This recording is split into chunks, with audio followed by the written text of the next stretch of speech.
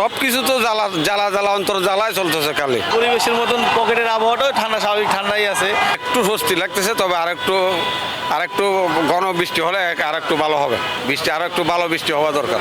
সবকিছু তো জ্বালা জ্বালা জ্বালা অন্তর জ্বালায় চলতেছে খালি। সব কিছু জ্বালা ছাড়া কোনো কিছু নেই। বৃষ্টিটা মানে হয়েছে এখন, কিন্তু মানে অনেকটা স্বস্তি পাচ্ছি আর কি। গরমের জন্য অনেকটা স্বস্তি পাওয়া যাচ্ছে। ওয়েদারটা ঠান্ডা হয়ে গেছে বিধায় মানে স্বস্তি মিলতেছে আর কি অনেক। কয়েকদিন তো সেই গরম গেছে, আজকে মোটামুটি বৃষ্টির পরে খুব আরাম লাগতেছে।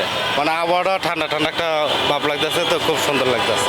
এরকম আবহাওয়া যদি সবসময় থাকতো মাঝেটা, যে এই গরমের ভিতরে, তাহলে অনেকটাই ভালো লাগতো।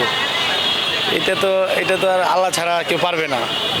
আল্লাহ যদি এরকম রাখে, তাহলে হয়তো এই মানুষের যে একটা দৈনন্দিনের যে কষ্টটা, সেটা হয়তো এরকম থাকলে একটু ভুলে থাকা যেত। অনেক ধরনের কষ্ট আছে মানুষের, খাওয়ার কষ্ট, এই পণ্য কেনার কষ্ট, বাড়ি ভাড়া, ঘর ভাড়া, সব মিলে ঝিলিয়ে একটা কষ্ট আর কি। ব্যবসা বাণিজ্য নাই, এগুলোই। পরিবেশের মতন পকেটের আবহাওয়াটাও ঠান্ডা, স্বাভাবিক ঠান্ডাই আছে। কোনোটাই কারো কোনো ব্যবসাই নাই।